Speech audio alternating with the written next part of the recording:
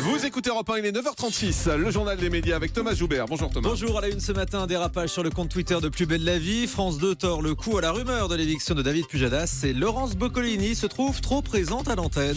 Et on commence avec le malaise provoqué par le compte Twitter de la série Plus belle la vie. Après la diffusion de l'épisode de jeudi, le compte Twitter officiel de Plus belle la vie, tenu par la production, a demandé aux internautes de réagir à l'intrigue via un sondage. Une question plus que maladroite. Qu'avez-vous pensé de la scène de viol conjugal diffusée ce soir, avec comme réponse 1, j'ai été horrifié, 2, Coralie l'a cherché, Coralie c'est le nom du personnage, ou 3, ce n'est pas un viol.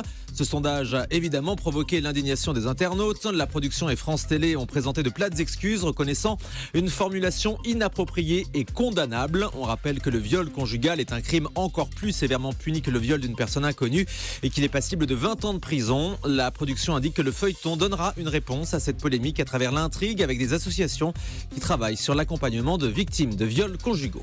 France 2 dément fermement l'éviction de David Pujadas. La rumeur a été lancée par plusieurs magazines, dont Télérama, qui annonçait que David Pujadas pourrait être remplacé par Laurent Delahousse aux 20h de France 2, en cause une mésentente entre Michel Field, le directeur de l'info, et le présentateur du 20h. Mais France 2 a décidé de réagir. Hier, dans Le Parisien, Michel Field et David Pujadas se disent consternés par toutes ces rumeurs infondées. Il n'y a aucune remise en cause de sa position aux 20h. France 2 confirme simplement une réflexion commune pour faire évoluer des paroles et des actes, comme nous l'avait annoncé David Pujadas à ce micro il y a quelques semaines. Laurence Boccolini estime qu'on la voit trop à l'antenne. À partir de ce soir, TF1 propose une nouvelle semaine spéciale de Money Drop. Des personnalités vont jouer pour le site d'action. Laurence Boccolini, qui est beaucoup présente en Access cette saison avec Money Drop, TF1 l'a rappelé en urgence début janvier après l'échec de Winlist de Christophe de Chavannes. Une présence qui ne réjouit pas spécialement Laurence Boccolini, interrogée au micro européen de Maxime Rioux. C'est vrai qu'effectivement, techniquement, on m'a beaucoup appelé cette année. Donc voilà, j'ai répondu présente, mais je pense que TF1 a sous le coude d'autres projets qui feront les beaux jours de l'Access de TF1. Enfin voilà. Là, on enregistre, je pense que ça doit aller jusqu'en juin, non, ce qu'on fait, puisqu'on enregistre des salves de 30 émissions. Donc voilà, après on partira peut-être en vacances, parce qu'on est un peu fatigué. Je ne cache pas que on me verrait moins à l'antenne, je serais un petit peu plus heureuse parce que je trouve qu'on me voit beaucoup. Moi, je trouve que oui, Money Drop, quand ça devient événementiel, c'est super sympa. Après, est-ce que les gens ne vont pas se lasser de le voir tous les soirs ? C'est la question que je me pose. Voilà, et pour l'instant, la réponse est non, puisque ça fait plus de 4 millions régulièrement, donc ça cartonne et les gens adorent. Information exclusive, TF1 va diffuser le dernier spectacle de Jeff Panaclock. L'humoriste est le nouveau chouchou de TF1. On sait que la chaîne développe avec lui un projet de programme court qui pourrait remplacer Nicolas Canteloup pendant les vacances. Jeff Panaclock est régulièrement mis en avant dans les programmes, comme samedi soir, on en a parlé tout à l'heure, dans 50 Minutes Inside à Miami. On le verra aussi dans Les Enfoirés bientôt. Et prochainement, donc TF1 diffusera le dernier spectacle de Jeff Panaclock avec sa marionnette Jean-Marc.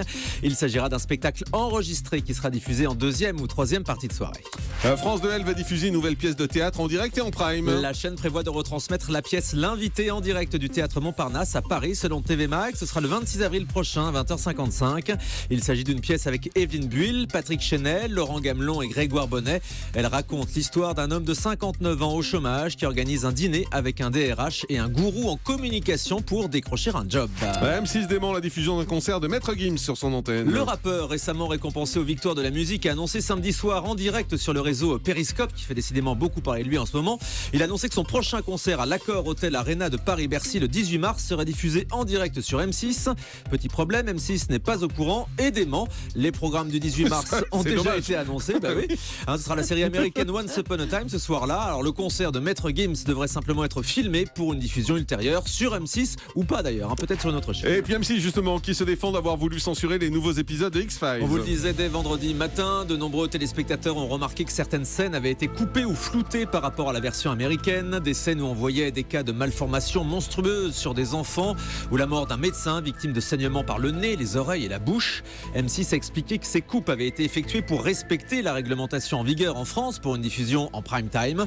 M6 assure que les coupes ne dénaturaient pas l'œuvre originale ni la compréhension de l'histoire.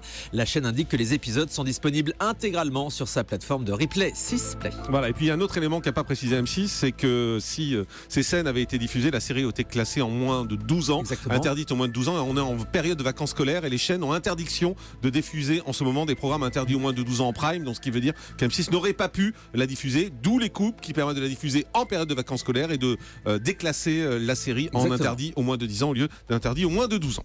Changement de programmation ce soir sur Arte. La chaîne va rendre hommage à l'écrivain Umberto Eco, décédé la semaine dernière. Elle diffusera ce soir à 20h55 le film Le nom de la rose, adapté du célèbre roman de l'écrivain avec Sean Connery et Christian Slater. La soirée se poursuivra à 23h avec le documentaire Umberto Eco derrière les portes qui retrace la vie de l'auteur.